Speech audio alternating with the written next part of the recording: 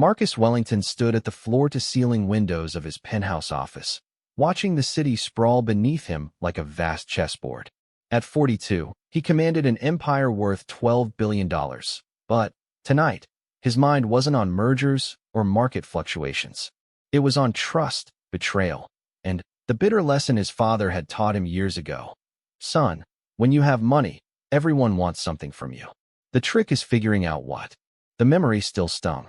20 years had passed since Elena Rodriguez had walked out of his life with half his trust fund, claiming she loved him while her lawyers simultaneously filed papers that would strip him of everything his family had built.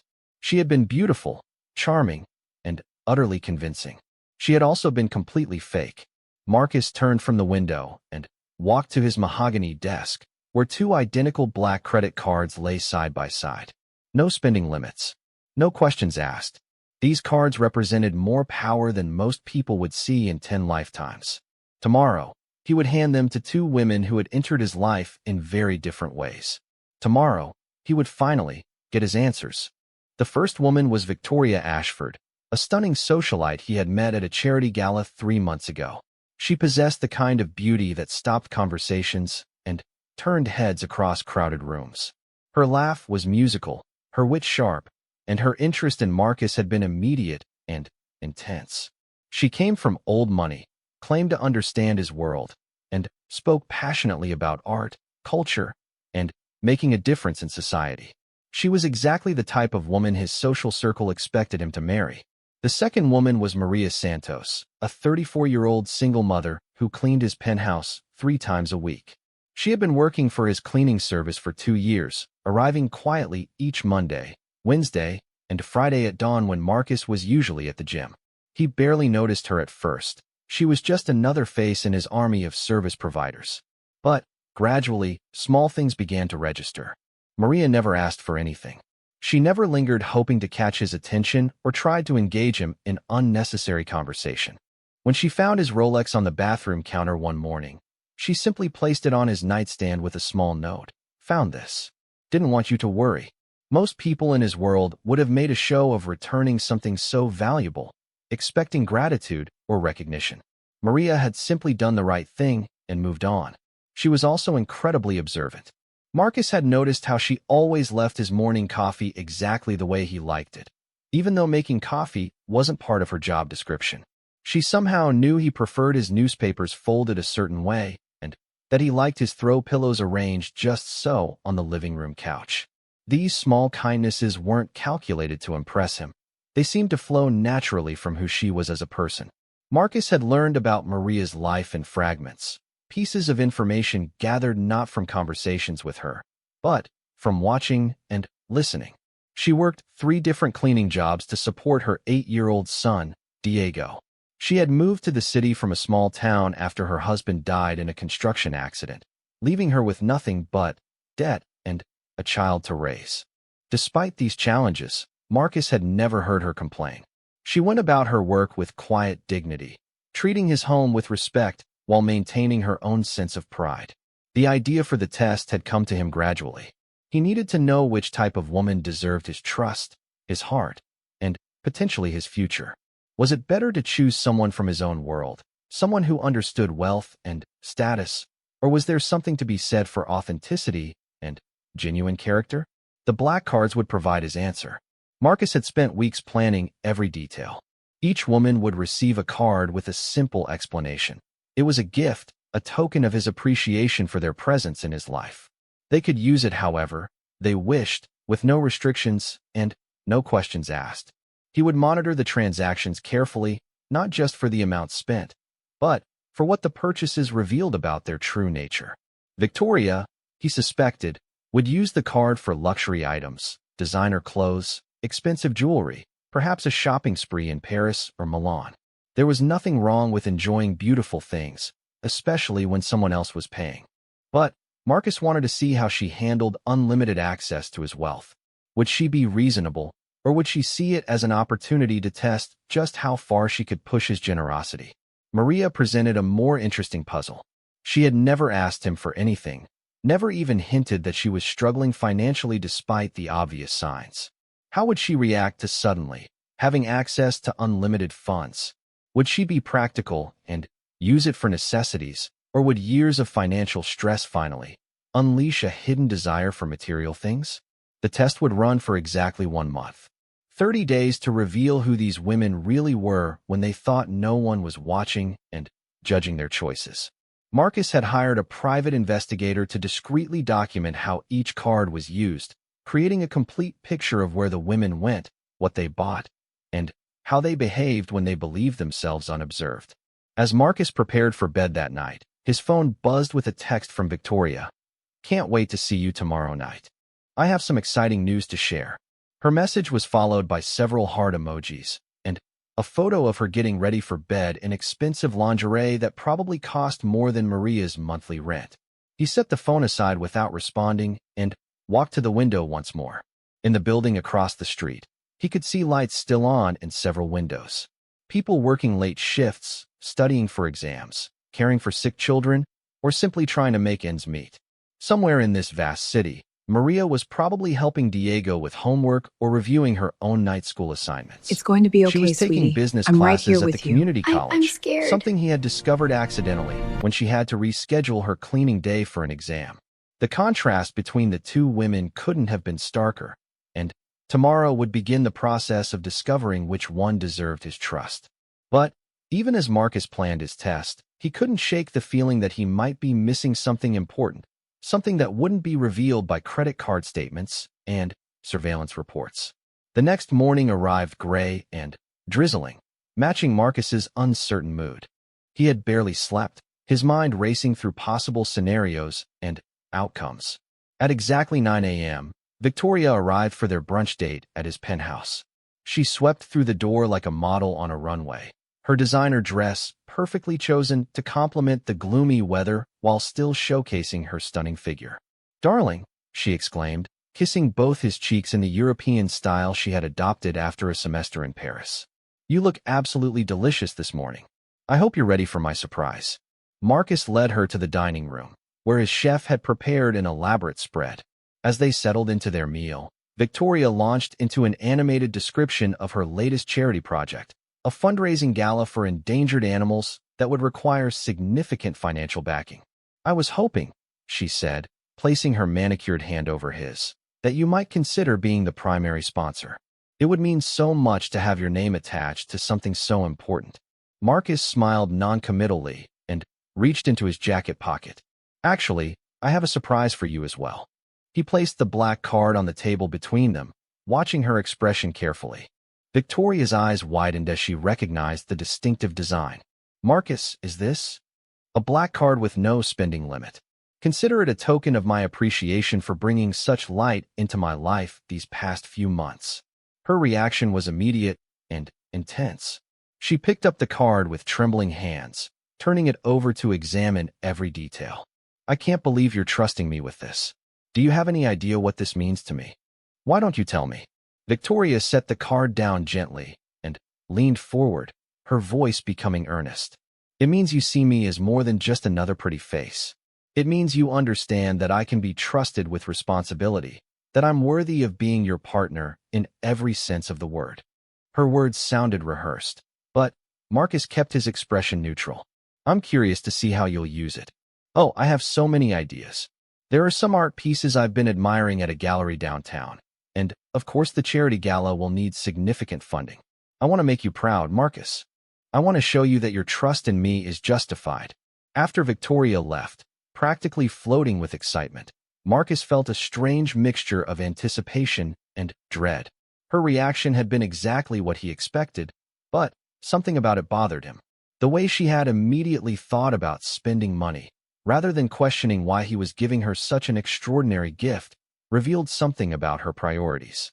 Maria arrived at noon for her regularly scheduled cleaning. Marcus had been pacing the apartment for an hour, rehearsing different ways to present the card. Unlike with Victoria, he felt genuinely nervous about Maria's reaction. She let herself in quietly, as always, and began her routine. Marcus found her in the kitchen, methodically cleaning the elaborate brunch dishes that Victoria had barely touched. "Maria," he said, his voice sounding strange in the quiet apartment. She looked up, startled. "In 2 years, They had probably exchanged fewer than 100 words. Yes, Mr. Wellington? Is something wrong with the cleaning? No. Everything is perfect as always. I actually wanted to give you something. Maria's expression became wary. In her experience, when wealthy employers wanted to give their cleaning staff something, it usually meant extra work or unwanted complications. Marcus pulled out the second black card, identical to the one he had given Victoria. This is for you. A small token of appreciation for your excellent work. Maria stared at the card, but didn't reach for it. I don't understand. This looks like a credit card. It is. There's no spending limit, no restrictions.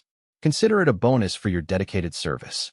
The silence stretched between them for what felt like an eternity. Maria's dark eyes searched his face, looking for some kind of explanation that made sense. Mr. Wellington, I think there's been a mistake.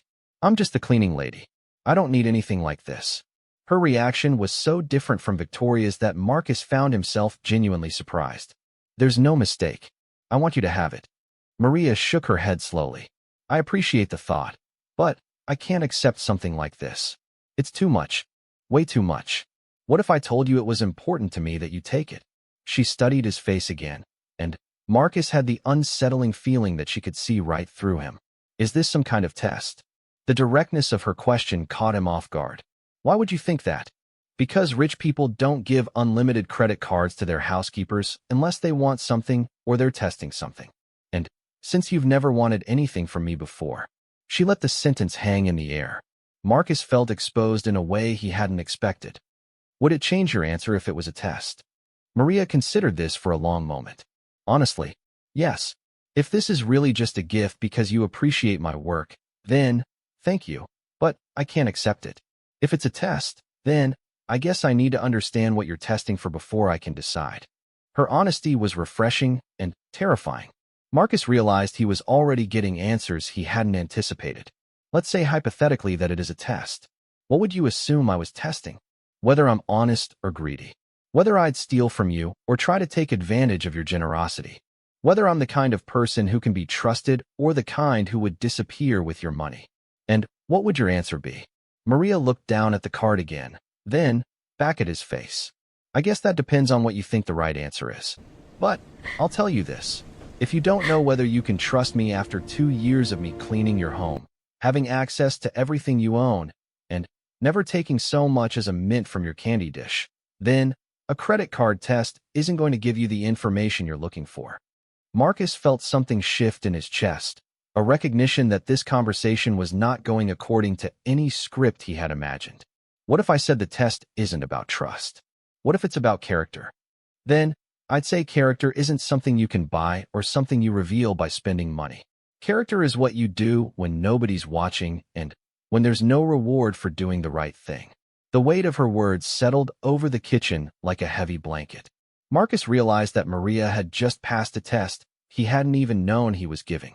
But, more than that, she had turned the test around on him, forcing him to examine his own character and motivations. Will you take the card? He asked finally. The first week of Marcus's experiment unfolded exactly as he had predicted in some ways, and completely surprised him in others. Victoria wasted no time in putting the black card to use, and her first purchase appeared on Marcus's monitoring system within hours of receiving it. She had bought a $5,000 handbag from a boutique on Fifth Avenue, followed by a shopping spree that included designer shoes, jewelry, and what appeared to be an entire new wardrobe. Marcus watched the transactions pile up with mixed feelings. The amounts weren't significant to someone of his wealth, but the speed and enthusiasm with which Victoria embraced unlimited spending power told him something about her character. She seemed to view the card not as a test of restraint, but as an invitation to indulge every material desire she had been harboring. By contrast, Maria's card remained untouched for 3 entire days. Marcus found himself checking the monitoring system obsessively, wondering if she had simply thrown the card away or forgotten about it. When the first transaction finally appeared, it was for $37 at a grocery store. The second purchase was $42 at a pharmacy.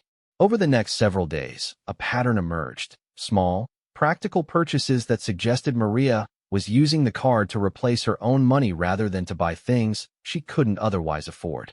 The difference in their approaches fascinated Marcus, but it also frustrated him. He had designed this test to reveal character through choices about money. But Maria seemed determined to treat unlimited wealth as if it were her normal modest budget.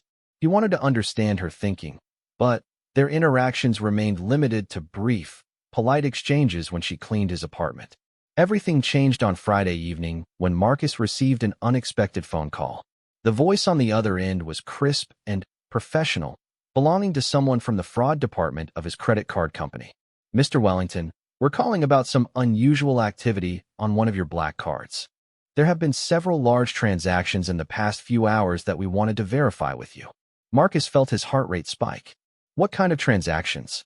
The card was used to make a $50,000 donation to St. Mary's Children's Hospital, followed by a $25,000 payment to something called the Diego Santos Medical Fund. There's also a $5,000 payment to Metro Community College and several smaller transactions at various charity organizations. Marcus was quiet for so long that the representative felt compelled to ask if he was still on the line. "Yes, I'm here. Those transactions are authorized. Thank you for checking." After hanging up, Marcus sat in stunned silence. The medical fund bearing Diego's name could only mean one thing. Maria's son was facing a health crisis. She had used the unlimited credit card not for herself, but to solve what was probably the most terrifying problem a parent could face. The hospital donation suggested she was thinking beyond her own situation, using unexpected access to wealth to help other families in similar circumstances. The community college payment was easier to understand, but no less revealing. Maria was paying for her business classes, something Marcus now realized she had probably been struggling to afford while working multiple jobs and caring for a sick child. Marcus grabbed his keys and drove to the hospital, something compelling him to understand what was happening. At the information desk, he learned that Diego Santos was in the pediatric oncology ward, being treated for leukemia. The nurse, assuming Marcus was a family friend, explained that the little boy had been diagnosed 3 weeks ago and needed expensive treatments that his mother's insurance didn't fully cover. "It's been so hard on her," the nurse confided. "She works 3 jobs just to pay for basic expenses, and now this. But somehow she managed to secure funding for his treatment. That little boy is going to be just fine thanks to his mother's determination." Marcus left the hospital feeling like he had been punched in the stomach. For 3 weeks, while he had been planning his elaborate test of character, Maria had been living through every parent's worst nightmare. She had continued to clean his apartment, maintaining her quiet professionalism while her world was falling apart. She had never mentioned her son's illness, never asked for help, never even hinted that she was facing a crisis that could destroy her financially. When she finally had access to unlimited funds, her first instinct hadn't been to buy herself anything. She had solved her family's medical crisis, helped other families in similar situations, and invested in her own education. Then, she had quietly returned to work as if nothing had happened. Marcus spent the weekend wrestling with what he had learned. The test was supposed to reveal character, and it was certainly doing that, but not in the way he had expected. Victoria's spending spree suddenly seemed petty and self-absorbed compared to Maria's thoughtful use of resources to address genuine human needs. Monday morning brought another surprise. Victoria called him, bubbling with excitement about the charity gala she was planning. "Darling, I've been thinking about our conversation about the Endangered Animals fundraiser. I've managed to secure the most amazing venue, the Carlisle Ballroom, and I've hired the best caterer in the city. The whole event is going to cost about $300,000, but I'm confident we can raise at least $1 million for the cause." Marcus listened with growing unease as Victoria described her plans. The gala was certainly elaborate, but, as she talked, it became clear that much of the expense was going toward creating a spectacular social event rather than maximizing the money raised for charity.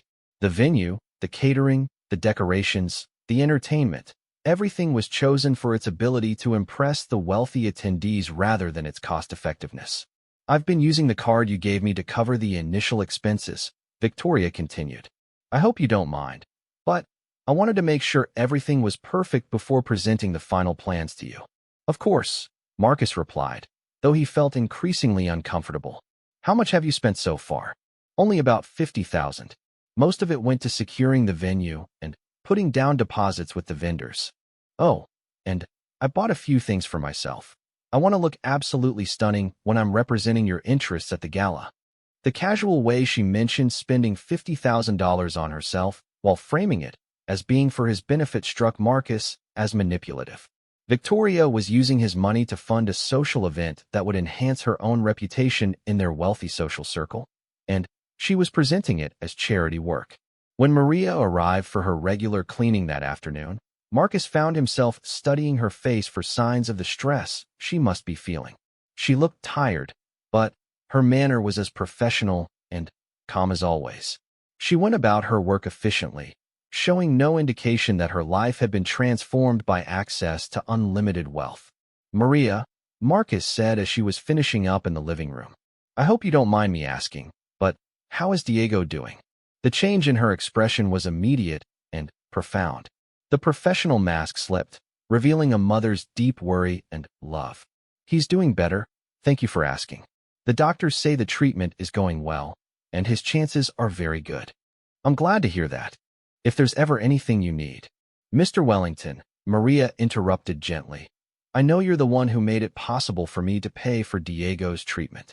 Marcus felt heat rise in his cheeks. I don't know what you mean. The credit card monitoring system sends notifications to the primary account holder for large transactions. You would have been alerted when I used the card for the medical payments. Maria's voice was quiet, but certain. I'm grateful, but I also need you to know that I understand what this means. What do you think it means? It means you know about Diego's cancer. It means you've been watching what I do with the card, probably comparing it to someone else. And it means this whole thing, the card, the test, all of it, is about more than just appreciating good cleaning service. Marcus felt exposed again, just as he had when Maria first questioned his motives. You're right. I'm sorry for not being honest from the beginning. Don't apologize for helping my son. But I need to know, what happens now? When your test is over, do I lose access to the resources that are keeping him alive? The question hit Marcus like a physical blow. In designing his experiment, he had never considered that one of his test subjects might use the card for genuine life-or-death needs. He had assumed both women would use it for discretionary spending that revealed their character without creating real dependencies. The treatment will be paid for, he said quickly. Regardless of what happens with the test, Diego's medical care is covered. Relief flooded Maria's face, and, for the first time since he had known her, Marcus saw her composure crack slightly. She sat down heavily on his couch, covering her face with her hands. I'm sorry, she said after a moment. I've been trying so hard to hold it together, to not let anyone see how scared I am. When you gave me that card, it felt like a miracle. Not because of what I could buy for myself, but because I could finally breathe again. Marcus sat down across from her, feeling ashamed of his elaborate test in the face of her genuine crisis. How long have you known about Diego's diagnosis? 3 weeks. The same day I had to reschedule cleaning because of my exam, actually. I got the call from his doctor while I was sitting in the parking lot here, getting ready to come up and clean your apartment. Maria wiped her eyes and tried to regain her composure. I almost quit all my jobs that day. I thought I'd need to dedicate all my time to his care and figuring out how to pay for treatment. But you didn't quit. I couldn't afford to. Insurance covers some of the treatment, but not nearly enough. I needed every job, every dollar, just to keep us afloat. So I kept cleaning your apartment, and Mrs. Chen's house, and the office building downtown, and I tried to figure out how to save my son's life with money I didn't have. Marcus felt something fundamental shifting inside him. The test he had designed suddenly seemed cruel and pointless. Maria hadn't failed to be impressed by unlimited wealth. She had been dealing with a crisis that put money in its proper perspective as a tool for solving real problems rather than an end in itself. What you did with the card, he said slowly, donating to the hospital, helping other families, that wasn't part of the test, was it? You genuinely wanted to help others. When you have nothing and, suddenly, have access to everything, it's easy to see how much suffering exists that could be solved with money. Diego isn't the only child in that hospital whose family is choosing between medical treatment and financial ruin. The donation felt like the least I could do. And the payment to the community college. I've been taking business classes for 2 years, trying to improve our situation. I want to open my own cleaning service eventually, maybe hire other single mothers who need flexible work. The classes help me understand how to build something sustainable. Maria paused. I've been paying for school $50 at a time, whenever I could spare it. Having the card meant I could pay for this semester and next semester without worrying about whether choosing education meant Diego couldn't have the medication he needs. Every detail of Maria's story reinforced the growing realization that Marcus had been testing the wrong things. She hadn't used unlimited wealth to reveal hidden greed or materialism. She had used it to address genuine needs and create opportunities for herself and others. Her choices reflected not just personal character, but a sophisticated understanding of how money could be used as a force for positive change. The contrast with Victoria's spending became even more stark in light of these revelations. While Maria was literally saving lives and investing in her future, Victoria was throwing elaborate parties and buying designer accessories. Both women were using the cards exactly as Marcus had expected they would, but those expectations now seemed shallow and misguided. That evening, Marcus called his private investigator and asked for a complete report on both women's activities over the past week.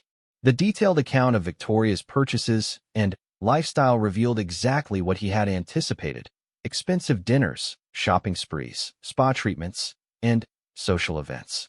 There was nothing wrong with any of it, but there was nothing particularly admirable about it either. The second week of the test brought developments that Marcus could never have anticipated. Victoria's charity gala planning had escalated into something that resembled a royal wedding more than a fundraising event. She had hired a celebrity event planner, booked a string quartet that typically performed at Carnegie Hall, and commissioned custom decorations that cost more than most people's annual salaries. Marcus received daily updates from Victoria about the gala's progress, each conversation revealing more about her true priorities. The endangered animals that were supposedly the focus of the fundraiser had become almost an afterthought in her elaborate planning. When Marcus asked specific questions about which conservation organizations would benefit from the event, Victoria's answers were vague and poorly researched. "Oh, darling, I'm leaving those boring details to my assistant," she had said during their most recent phone call. "What really matters is that we're bringing together all the right people for an unforgettable evening. The specific charities can be sorted out later." Her casual dismissal of the actual charitable purpose troubled Marcus deeply. Victoria was using his money to throw herself a lavish party under the guise of philanthropy, and she seemed to believe he would be impressed by the social connections she was making rather than concerned about the impact on the supposed beneficiaries.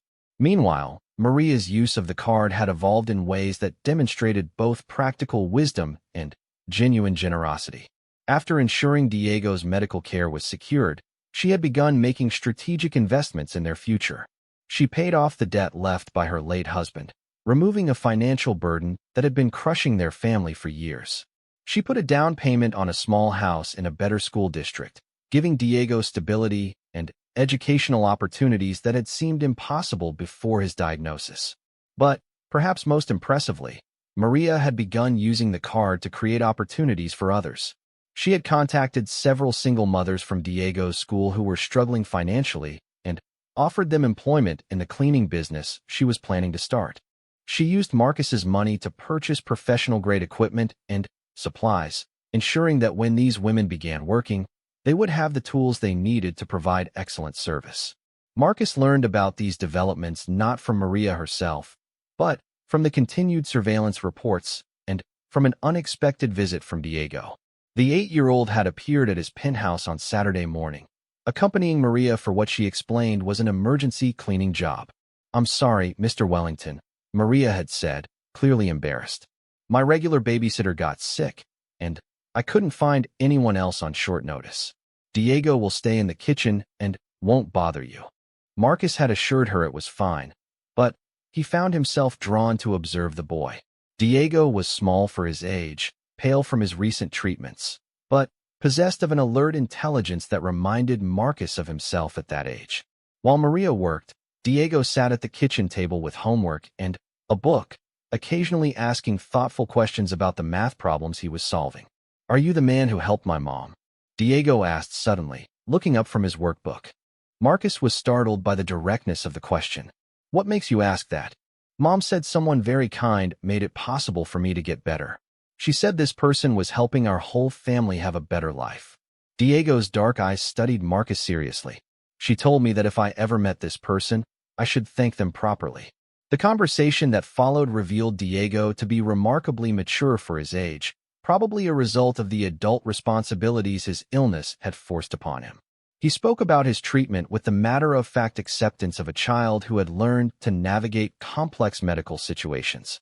He talked about his excitement over their new house and his pride in his mother's plans for her business. Mom works really hard, Diego explained. Sometimes she's so tired she falls asleep at the kitchen table with her school books.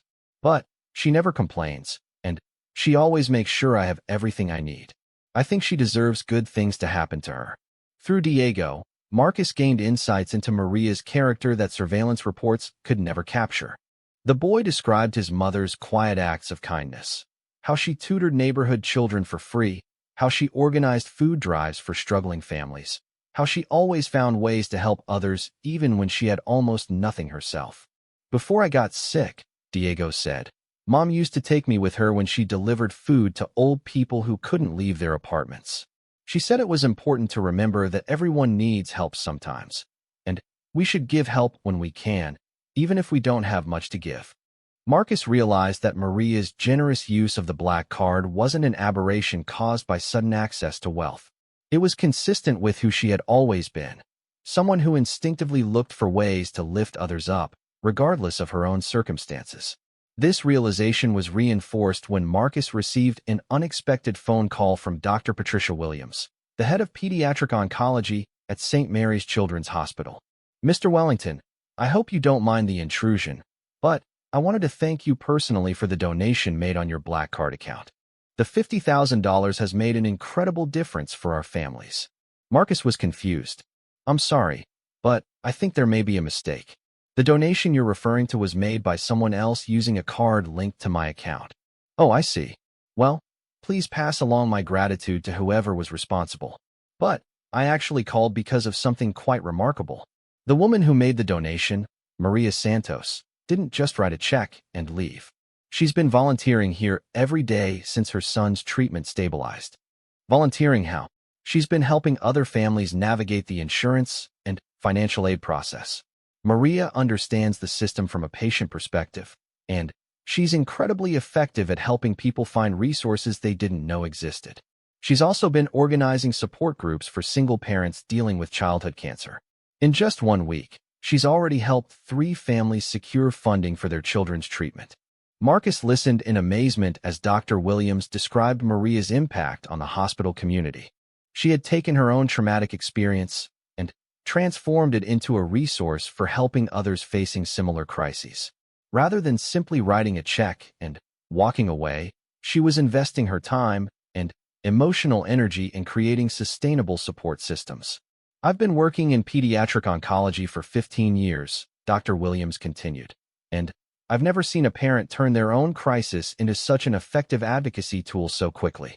Maria has a gift for connecting with families and helping them find hope in dark situations. After hanging up, Marcus sat in his office trying to process what he had learned. The test he had designed to reveal character was certainly doing that, but the results were forcing him to confront uncomfortable truths about his own assumptions and values. Victoria's approach to unlimited wealth reflected the values of his own social circle, using money to create impressive displays and enhance social status. Maria's approach reflected values he had almost forgotten existed, using resources to solve real problems and create opportunities for others. The contrast became even more stark when Marcus attended Victoria's charity planning meeting that evening.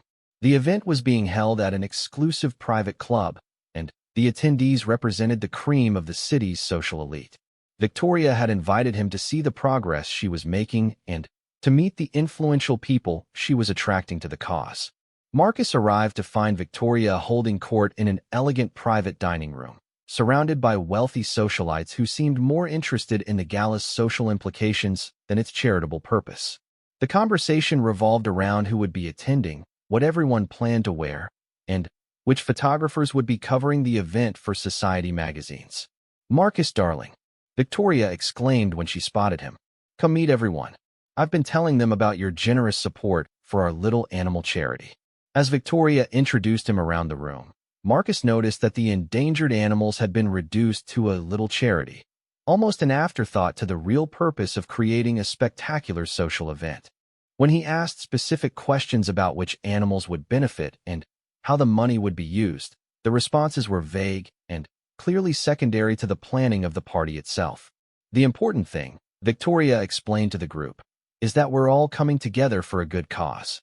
The specific details can be worked out by the professional fundraisers we've hired." Marcus realized with growing discomfort that Victoria viewed charity work as a social activity rather than a serious commitment to creating positive change. The money she was spending on elaborate decorations and entertainment could have funded conservation efforts directly, but that wouldn't have provided the social benefits she was really seeking. The evening reached a low point when Victoria publicly announced that Marcus would be matching all donations made at the gala, a commitment he had never agreed to make. Her assumption that she could speak for him and his money without consultation revealed a sense of entitlement that made him deeply uncomfortable.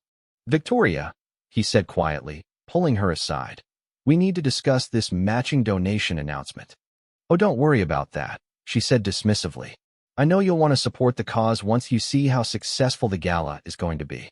This is exactly the kind of high-profile philanthropy that will enhance your reputation in the community." Her casual assumption that his money was available for her use, combined with her focus on enhancing his reputation rather than helping animals, crystallized Marcus's growing doubts about her character. Victoria saw charity work as a vehicle for social advancement, not as a genuine commitment to making the world better. The next morning brought another surprise. Marcus received a call from his accountant, who had been reviewing the black card transactions and noticed some unusual patterns. "Mr. Wellington, I wanted to alert you to some interesting activity on one of your accounts. Someone has been making very strategic financial moves using your black card, and, frankly, the investments are quite impressive." "What kind of investments?" "Well, there's been a significant contribution to a health savings account for a family dealing with medical expenses. The contributor also purchased shares in a local real estate investment trust that focuses on affordable housing. Most interesting, though, is a series of small business loans that appear to be funding startup costs for several women-owned cleaning companies." Marcus realized his accountant was describing Maria's financial. The third week of Marcus's experiment began with a crisis that would test not just the two women, but Marcus himself. It started with a phone call at 5:30 on Monday morning from Dr. Williams at the Children's Hospital. "Mr. Wellington, I apologize for calling so early, but we have an emergency situation. There's been an accident involving several families from our oncology support group, including Maria Santos and her son Diego." Marcus's blood turned to ice. "What kind of accident?" "A bus crash. The families were returning from a weekend retreat that Maria had organized for parents and children dealing with cancer. The bus was hit by a drunk driver about an hour outside the city." Dr. Williams paused, and Marcus could hear the strain in her voice. "Diego is in critical condition. Maria has some injuries, but she's refusing treatment until she knows her son is going to be okay." Marcus was dressed and in his car before Dr. Williams finished explaining the situation. As he raced to the hospital, his mind reeled with the implications of what he was hearing. Maria had been using her own time and resources to help other families, and now she and Diego were paying the price for her generosity. At the hospital, Marcus found chaos. The emergency room was filled with families from the support group, some injured, all traumatized. He spotted Maria in a wheelchair, her left arm in a sling and bandages covering cuts on her face, but her eyes were fixed on the doors leading to the surgical unit where Diego was being treated. "Maria," Marcus said, approaching her carefully. She looked up, and he was struck by the raw fear in her eyes. "Mr. Wellington, what are you doing here?" "Dr. Williams called me." "How is Diego?" "They don't know yet. He has internal bleeding and a head injury. They've been operating for 3 hours." Her voice was steady, but Marcus could see her hands shaking. "The other children, 2 of them are in surgery too. Their parents." She gestured helplessly around the waiting room. Marcus followed her gaze and saw parents huddled together. Some injured themselves, all dealing with the nightmare of having their already vulnerable children hurt in an accident. Many of these families were already struggling financially due to their children's medical needs. Now they faced additional medical bills and lost income from time away from work. What do they need? Marcus asked. Maria looked at him in surprise. I'm sorry, these families. What do they need right now, practically speaking? Everything, Maria said without hesitation. Most of them don't have insurance that will cover emergency treatment for injuries. They'll lose income from missing work. Some of them were barely keeping up with their children's cancer treatments before this happened. She paused, studying his face. Why are you asking? Before Marcus could answer, a surgeon appeared and called Maria's name. They both stood as Dr. Chen approached, still wearing surgical scrubs. Mrs. Santos, Diego came through the surgery well.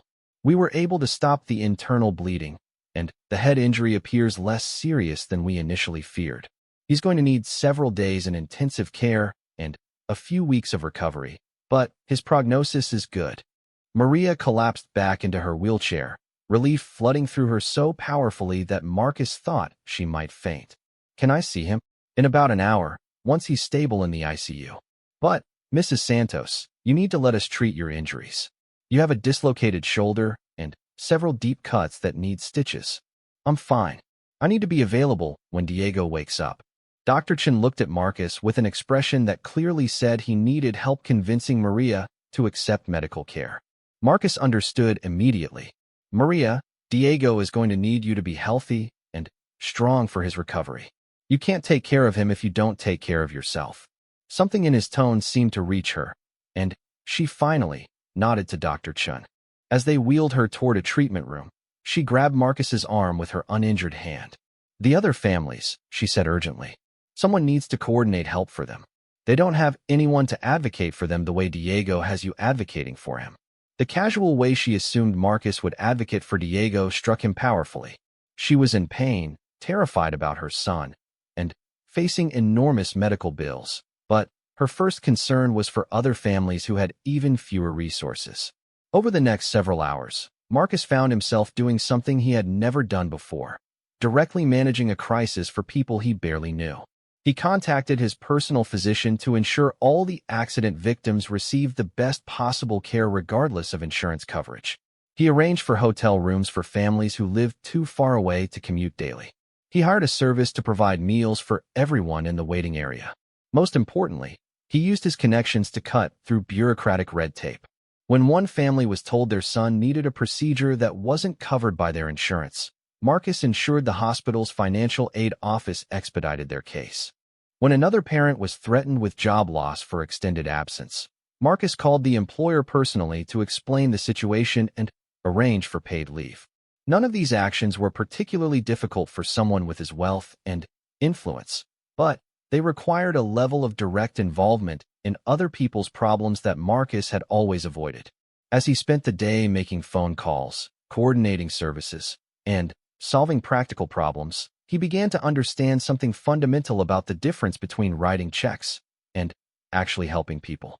Victoria called in the middle of this crisis, upset that Marcus hadn't responded to her texts about final gala preparations. Darling, I've been trying to reach you all day.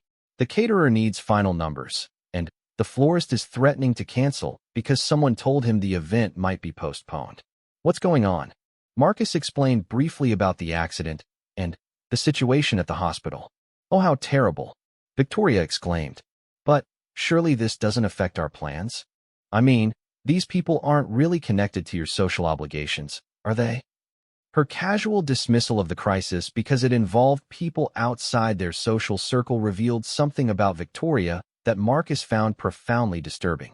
She couldn't understand why he would postpone social plans to help injured children and their families. Victoria, I need to focus on this situation right now. The gala will have to wait. But, Marcus, we can't postpone now. I've already confirmed with everyone. The deposits are paid. The photographers are booked. Can't you just write a check for whatever these people need, and then meet me at the venue?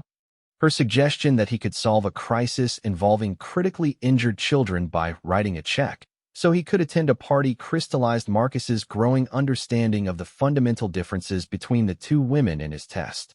Victoria viewed wealth as a tool for avoiding inconvenience and maintaining social obligations. Maria viewed it as a responsibility to help others when they needed it most. The gala is postponed, Marcus said firmly. We'll reschedule when this crisis is resolved. Victoria's response was immediate and revealing.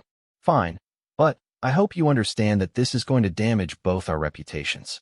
People will think we're unreliable, that we don't take our charitable commitments seriously.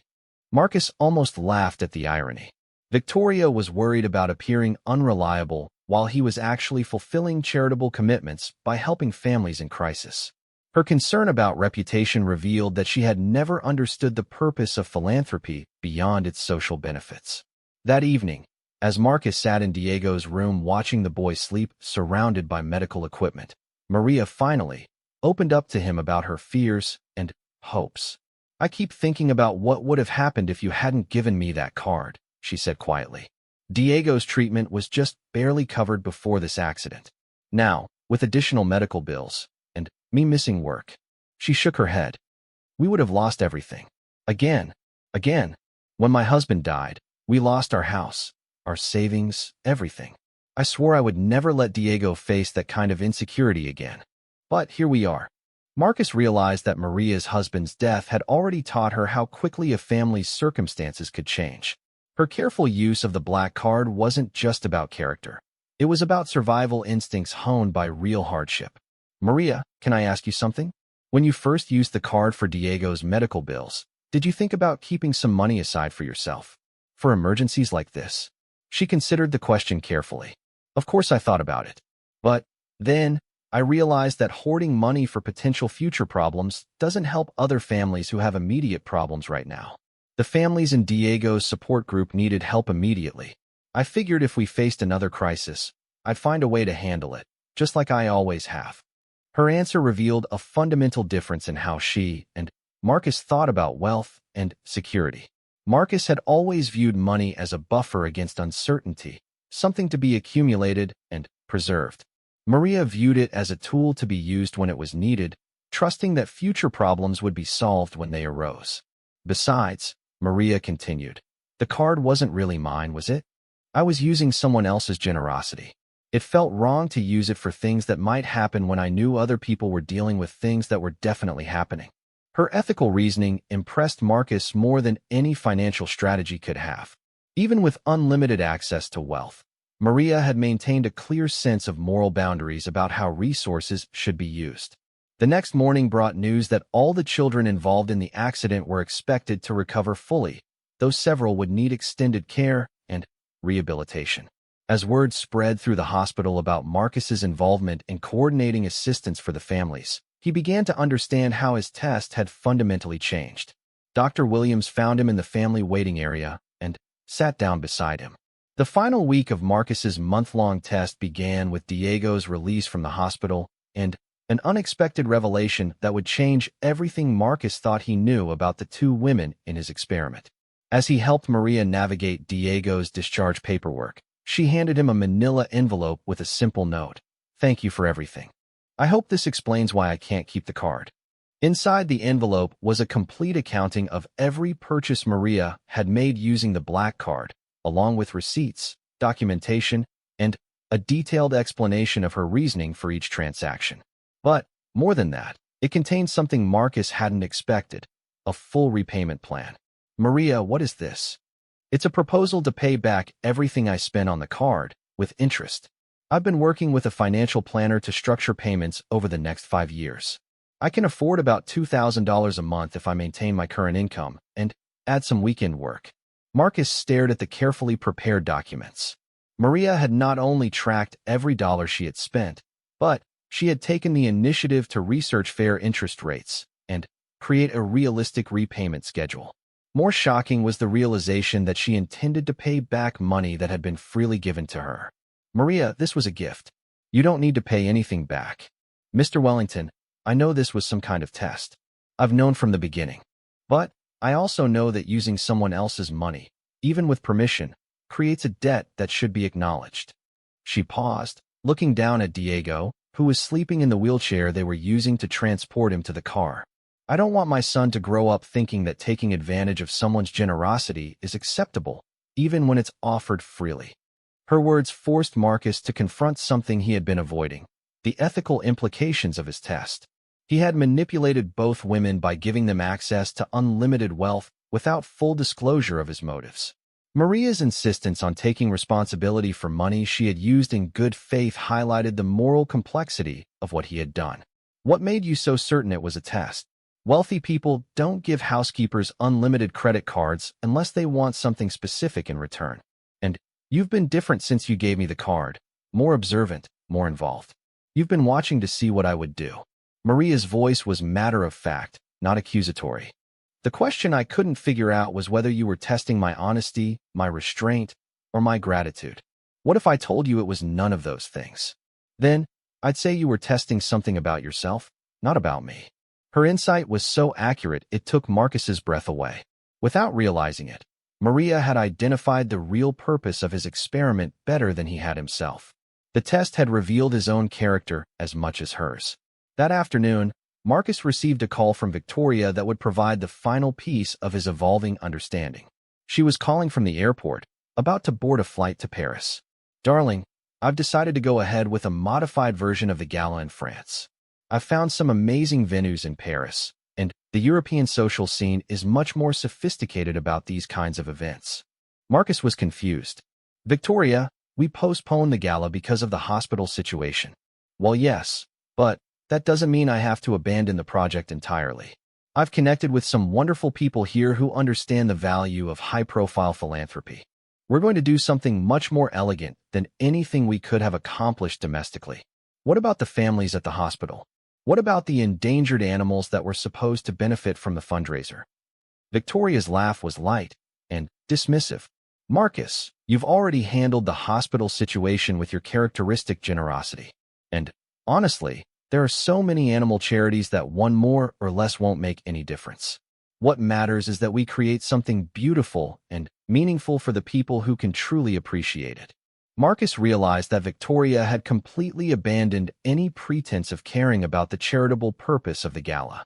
She was using his money to fund a personal trip to Paris under the guise of philanthropy, and she expected him to be pleased with her initiative. "Victoria, I think there's been a fundamental misunderstanding about the purpose of the gala and my expectations for how the money should be used."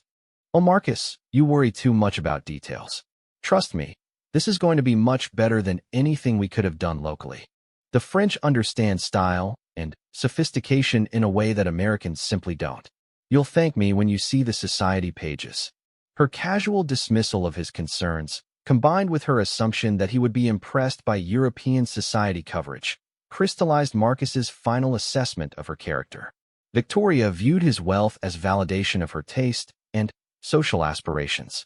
She had never genuinely cared about helping animals or any other cause.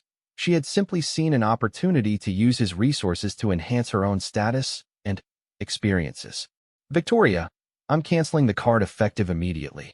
Any expenses related to this Paris trip will be your responsibility." The silence on the other end of the line stretched for nearly 30 seconds before Victoria responded, and when she did, her voice had changed completely. The warm, affectionate tone she had always used with him was gone, replaced by something cold and calculating.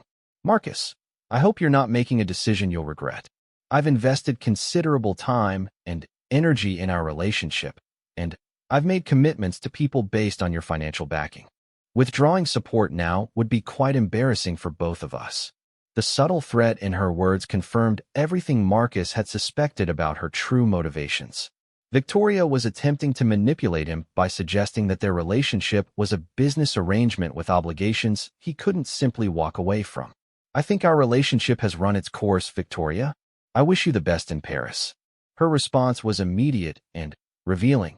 "Fine, but I hope you understand that this means everyone will know you're not the reliable partner we all thought you were.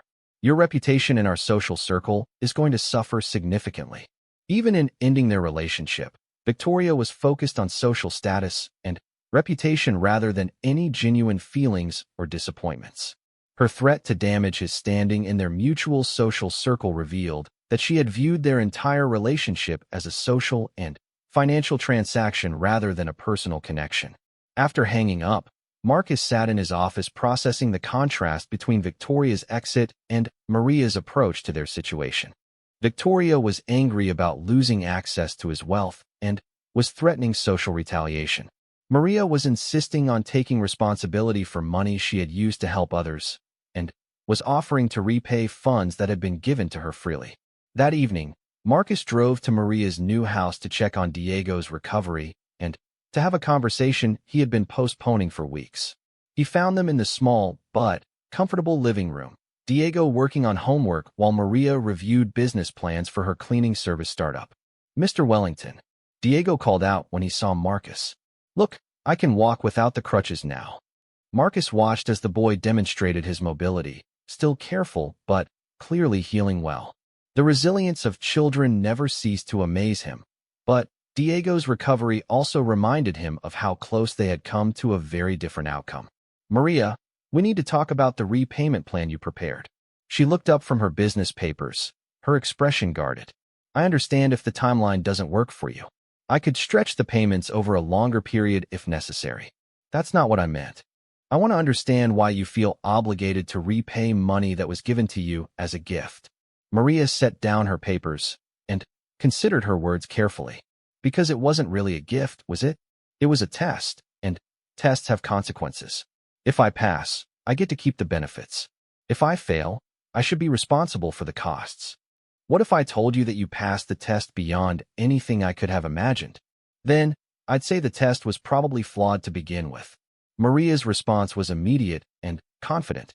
"Tests about character shouldn't be based on how people spend money they didn't earn.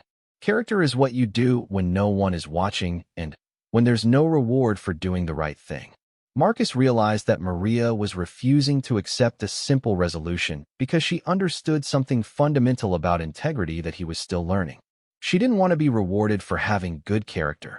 She wanted to take responsibility for her choices regardless of whether those choices were being evaluated. "Maria, what if we structured this differently? What if instead of thinking about repayment, we thought about partnership?" She looked at him curiously. "What kind of partnership? Your business plan is impressive. You've identified a real need in the community, you understand the market, and you have a clear vision for how to create sustainable employment for women who need flexible work arrangements. What if I invested in your company as a business partner rather than maintaining this artificial creditor relationship?" "I don't understand." Marcus pulled out a folder he had brought with him, containing analysis his business team had prepared on Maria's startup proposal. "I had my people review your business plan. They think it's one of the most promising small business concepts they've seen in years. The profit projections are conservative, but realistic. The social impact could be significant, and your understanding of the market is sophisticated." Maria opened the folder and began reading the analysis, her eyes widening as she processed the recommendations. "Mr. Wellington, this suggests an investment level that would make you the majority partner in my company. That's not what I want. I want to build something that belongs to me and the women I hire. Then, we structure it so you maintain controlling interest. I provide startup capital and business mentorship in exchange for a minority stake and the satisfaction of supporting something worthwhile." "Why would you want to do that?" Marcus looked around the small house that Maria had purchased with his money, noting how she had created a warm and stable home for Diego while also setting up a small office space for her business planning. Every choice reflected careful thought about long-term impact rather than immediate gratification. "Because this month has taught me that I've been using my wealth wrong. I've been treating money like a shield against uncertainty and a tool for evaluating other people's worth. You've shown me that money is actually a responsibility, a means for creating opportunities and solving problems for people who need help." Maria was quiet for a long time, studying the business proposal and considering Marcus's offer. Finally, she looked up at him with an expression that was both grateful and skeptical. "This sounds too good to be true. What's the catch?" "The catch is that I want to learn from you. I want to understand how someone with your values thinks about business, community impact, and using resources responsibly.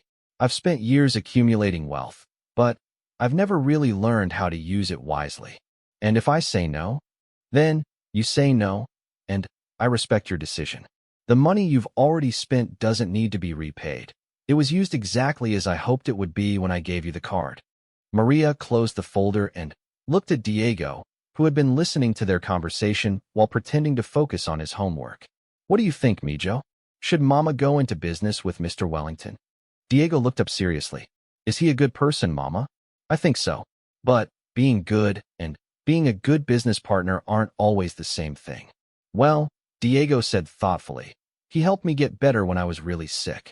And he helped all the other families at the hospital. And he's asking you instead of telling you. That seems like what a good partner would do. Out of the mouths of babes, Marcus thought. Diego's simple assessment cut through all the complicated questions about motives and obligations to the heart of what really mattered. Was this partnership based on mutual respect and shared values? I'll consider your offer, Maria said finally. But I want to propose some conditions, such as, first, any business we build together has to prioritize the welfare of the women we employ over maximizing profits. Second, I want transparency about all financial decisions. No surprises, no tests, no hidden agendas. Third, if we do this, we do it as equals, not as charity giver and charity recipient. Marcus extended his hand to shake hers. Those sound like exactly the right conditions for a partnership worth building. As he drove home that night, Marcus reflected on how completely his month-long test had subverted his expectations. He had designed an experiment to determine which of two women deserved his trust. But instead, he had discovered which of them could teach him how to become worthy of trust himself.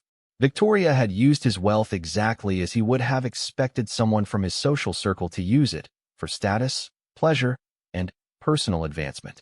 Maria had used it in ways that challenged his assumptions about human nature, generosity, and the responsibilities that came with great resources. The test was over, but Marcus realized that his real education was just beginning. He had found not just a business partner, but a teacher who could help him transform his understanding of what it meant to be wealthy in a world where so many people struggled with genuine hardship. Most importantly, he had learned that the question wasn't whether Maria or Victoria deserved access to his wealth. The question was whether he deserved the privilege of using his resources to make a meaningful difference in the world. Thanks to a woman who cleaned his apartment and refused to accept charity without earning it, Marcus finally had a chance to find out. Mr. Wellington, I want you to know that what you've done for these families goes far beyond financial assistance. You've shown them that they matter, that their children's lives are valuable to someone with power and influence. For families who often feel invisible to the wealthy and powerful, that recognition can be as healing as medical treatment. Her words hit Marcus harder than he had expected. He realized that his test had taught him something he hadn't anticipated. Wealth wasn't just about what you could buy, but about what kind of person you chose to become when you had the power to make a real difference in people's lives. Victoria's use of unlimited wealth had revealed her priorities: status, social advancement, and personal gratification. Maria's use had revealed hers: family security, community support, and creating opportunities for others. But the crisis had revealed something about Marcus himself, that he was capable of using his wealth for direct, meaningful action when circumstances demanded it. As the third week ended, Marcus realized his test had evolved beyond its original parameters. He was no longer just evaluating Victoria and Maria. He was discovering who he wanted to be and what kind of life he wanted to build with the resources he had been given. Activities. Even when using unlimited resources, she was thinking strategically about long-term impact rather than immediate gratification. The person using this card, his accountant continued, has a sophisticated understanding of how money can be used to create sustainable change. These aren't just charitable donations, they're investments in community development and economic empowerment. After hanging up, Marcus found himself comparing Victoria's approach to Maria's once again. Victoria was using his money to create temporary spectacle that would enhance her social status. Maria was using it to create lasting change that would benefit multiple families and communities for years to come. The test was revealing character, exactly as Marcus had hoped. But the character being revealed was forcing him to question everything he thought he knew about worth, value, and the kind of person he wanted in his life.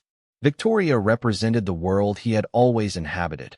Wealthy, sophisticated, focused on status and appearance. Maria represented values he had forgotten he admired. Integrity, generosity, and the wisdom to use resources for genuine good rather than personal advancement.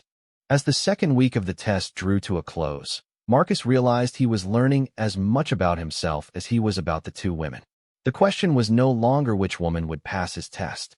The question was whether he would pass theirs. Maria's report told a different story.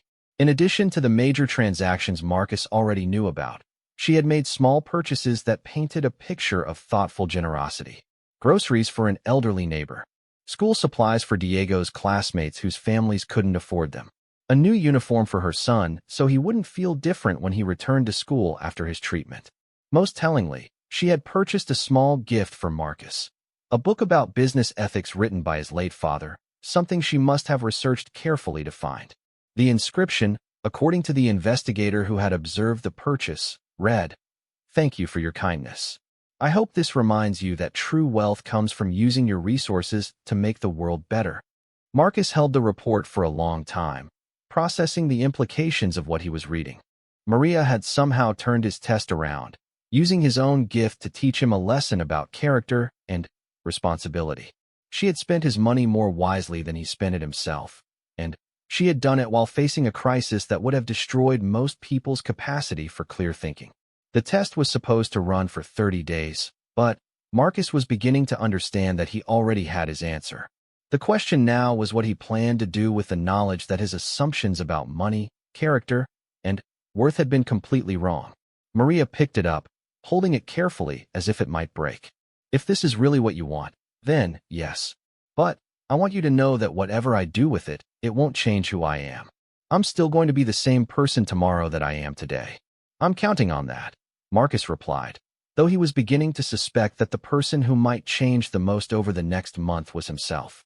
As Maria returned to her cleaning, Marcus retreated to his office with a head full of questions he hadn't expected to face. The test had officially begun, but already the parameters had shifted. Victoria's excitement and immediate planning for purchases seemed almost crude compared to Maria's thoughtful resistance and probing questions. For the first time since conceiving this experiment, Marcus wondered if he was testing the wrong things. Money had always been his measure of people's true nature, but Maria had just suggested that character existed independently of financial choices. The idea was both intriguing and deeply unsettling to a man who had spent his entire adult life believing that wealth was the ultimate revealer of human nature. The afternoon passed slowly as Marcus tried to focus on work, but his mind kept returning to the two very different reactions he had witnessed. She had shown him that true character might be found not in how people spent money, but in how they questioned the very premise of the test itself.